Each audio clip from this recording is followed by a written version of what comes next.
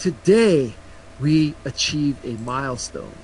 Ordering business cards and stationery is not a milestone. Then, what's your assumptions? How many calls can we make per day?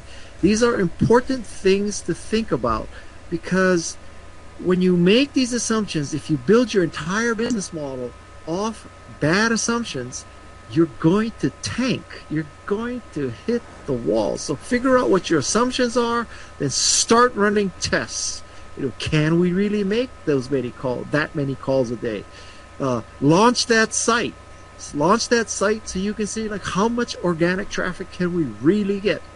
And finally, you do the task. And the tasks are like hire an engineer. And the purpose of hiring an engineer is to be able to launch a site to test the assumptions, because you want to achieve milestones. So the pecking order in what a startup should do, and the main effort, the focus is milestones, assumptions, tests of those assumptions, and then tasks to achieve those assumptions and to achieve those tests. MATT. Number six is get ready to tell your story. You have to be a great storyteller today. So first of all, make the story personal. How does your product, how does your service affect a person? Not the fifth paradigm of personal computing, not enterprise class companies, not social media in general. How does it affect one person or one group or one company? Make it personal. Then use what I call the 10-20-30 rule to tell a story, which is when you make a pitch, use roughly 10 slides. Be able to give those 10 slides in 20 minutes, and don't use any fonts smaller than 30 points. You want few slides, quick story, and big fonts. The bigger the font, the better the presentation. And finally, apply the opposite rule. The opposite rule means, scope out your competition. Listen to what they're saying. Listen to what you're saying. Are you saying different things? Because if your competition is saying we're easy to use, we're enterprise class, we're scalable, we're patent pending, we're curve jumping, we're paradigm shifting. If they say that and you say that, you're both saying the same thing, it doesn't matter. So a very good rule is, if you say that my product is bug-free, is the competition saying that my product is buggy? Because then you're saying something the opposite and you truly are differentiating. But if they're saying they're bug-free and you're saying you're bug-free, nobody cares. Nobody cares. Everybody's saying the same thing. So a very good reality check for you is, when you look at all your statements, are you saying something the opposite or at least different from what the competition is saying? One more point. Ask. This is a good question. So what? I think the way to do this is to pretend that there's a little person sitting on your shoulder. Okay? So every time you say something, this little person is saying or asking, so what? So what? So you say, we have cloud-based application. The little person says, so what? Now, you may think by saying cloud-based, you've just checked this fantastic box, right? That investors and customers are looking for cloud-based things. But, what exactly does cloud-based mean to a person? So you say cloud-based, little person says, so what? You answer the so what. Well, cloud-based means that you can access our product from any place with internet service. Or it means that you don't have to download an application. It means that it can run on a less powerful computer. But whenever you say something, pretend that someone is sitting on your shoulder asking you, so what? Seventh thing is to hire passionate people. Everybody knows you should hire people with the right educational background and the right work experience. I think you should add passion to that. So first of all, you need to learn to ignore the irrelevant. There's two kinds of irrelevancy. One is where the person doesn't have the right background, doesn't have the right education, doesn't have the right work experience, but truly loves your product and can get great results. In this case, it is irrelevant that the person lacks the perfect education and the perfect background. The flip thing can also happen where the person has the perfect education and has the perfect background, but doesn't love your product. In this case, the presence of the perfect background and the perfect education is irrelevant because the person doesn't care what you do. Learn how to ignore the irrelevant. Next thing is to hire better than yourself. In the Macintosh division, we had a saying that A players hire A players. I actually think A players hire A plus players. But B players hire C players. And C players hire D players. And if you start hiring B players, you're going to end up with Z players. And that's what's called the bozo explosion. You need to hire better than yourself. You should look around your company, look around that table and say, this person does his function better than I could. She does her function better than I could. And go down the line, and it should be a source of pride that everybody in your company does their job better than the person they report to. That is a good problem to have.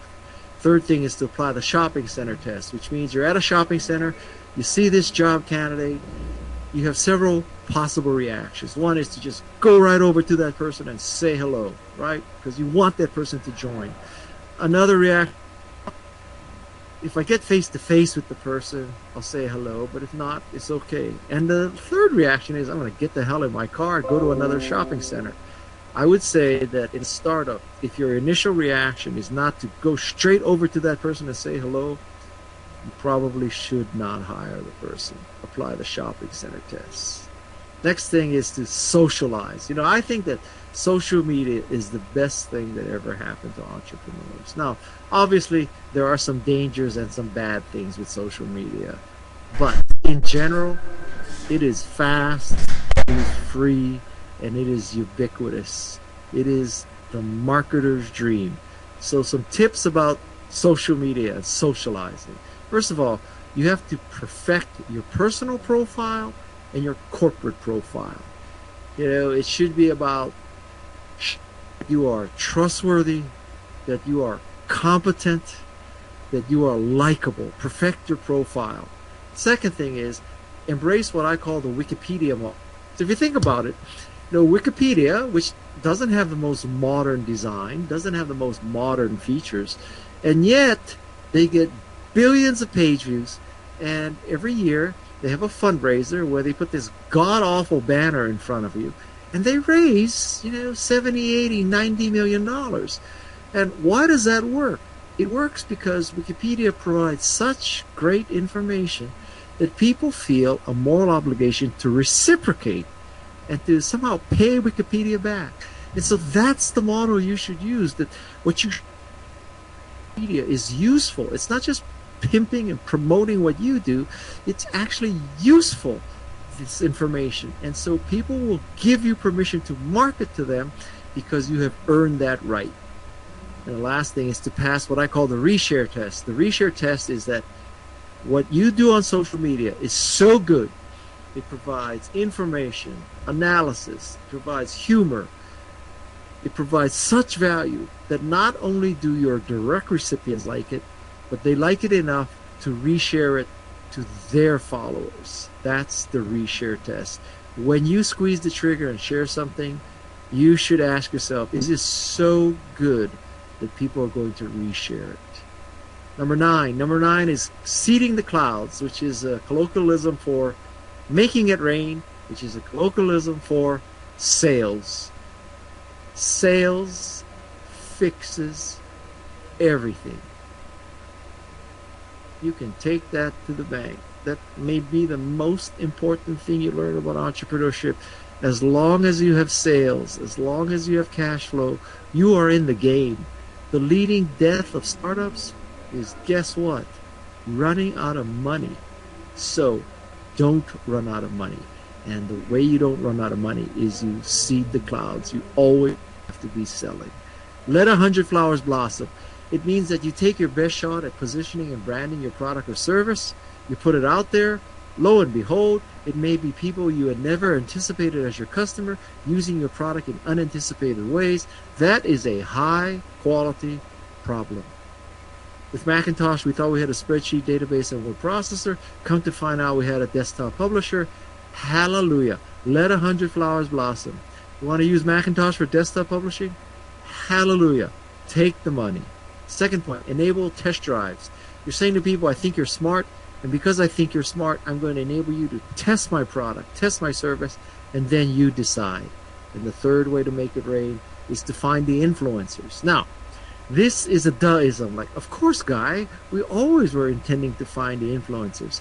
I would just like you to pause for a second, consider who the true influencers may be. I don't think it's a top-down world anymore, where people read, in America, the Wall Street Journal, and the Wall Street Journal tells you what to use. I think that now it is much more a bottom-up approach, that people that you don't know, people that have not so lofty titles, people that are not quote-unquote experts and influencers, actually do create the influence. If you look at the book business, you know, when you think about buying a book, you look at the Amazon ratings, it averages 4.5 stars. You know, the first couple ratings are from people, you know, Lonely Boy 15 in LA. You never heard of him. He doesn't work for the New York Times, but he wrote such a glowing review that you buy the book.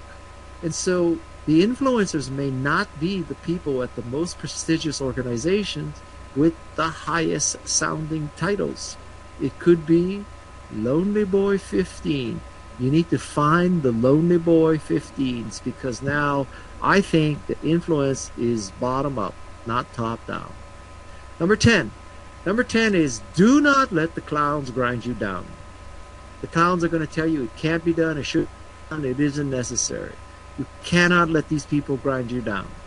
Let me give you an illustration or two, actually three, of clowns, bozos, naysayers. I think there's a world market for maybe 5 computers. Now, this is a very good example. Thomas Watson was no bozo, okay? He was a brilliant chairman of IBM. IBM is an extremely successful company. But you know what? He was so successful with mainframe computers and mini computers, he could not embrace personal computers where there would be millions of them. So, if you had listened to Thomas Watson, you might have, in 1943, said, well, there's only going to be 5 sold in the world, not a big enough market. Well, I guess he was wrong, right? So, if Steve Jobs and Steve Wozniak had listened to this, they would never have started Apple, because you would not start a company based on a market of 5 computers. This telephone has too many shortcomings to be seriously considered as a means of communication. The device is inherently of no value to us. Western Union Internal Memo, 1876. So the telegraph company wrote off telephony. Oops. You know, it's because they could not embrace the next curve. That telephones were so much better than telegraphs, right? You had to learn the Morse code to use a telegraph. You just had to speak to use a telephone. But admittedly, when the phone first came out, there were lots of issues with the phone. Like you needed someone to pull the plug out and put it in another one. You needed an operator. Well, you know, I guess telephones have evolved enough so that it is a serious means of communication. There's no reason why anyone would want a computer in their home. Another great entrepreneur, Ken Olsen, founder of DEC, created and dominated a mini computer business, but he was so successful with mini computers, he could not embrace personal computers.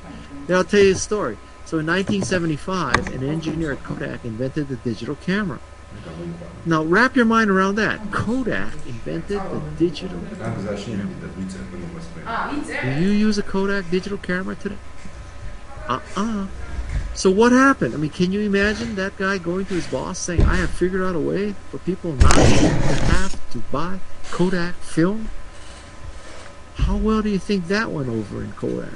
So this is the problem, that you cannot let people who are naysayers, who are saying, can't It shouldn't be done. No one wants a digital camera. We make film.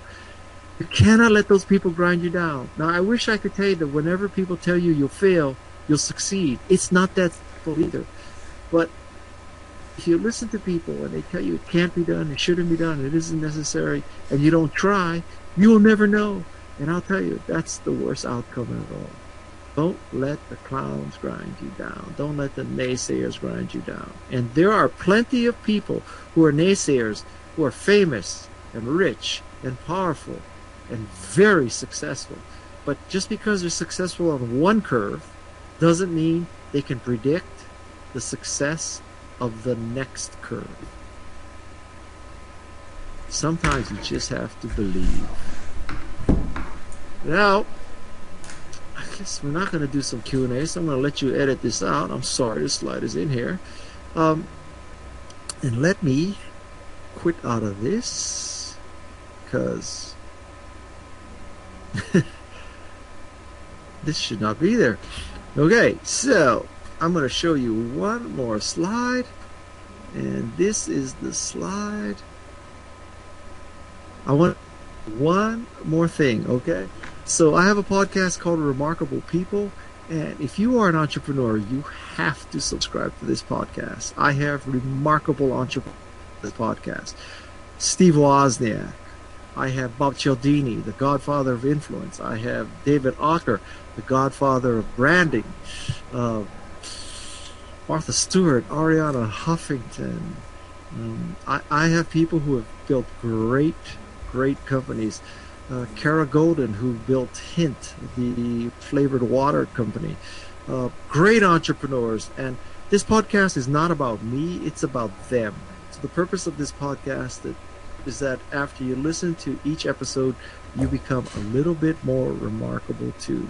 So please check out Remarkable People, and guess where it is? remarkablepeople.com. So that is the Art of the Start 2.0. Thank you very much, my friends at Startup Grind. I hope you have a great conference. I hope you have a great year. And in the words of Steve Jobs, you dent the universe. Thank you very much.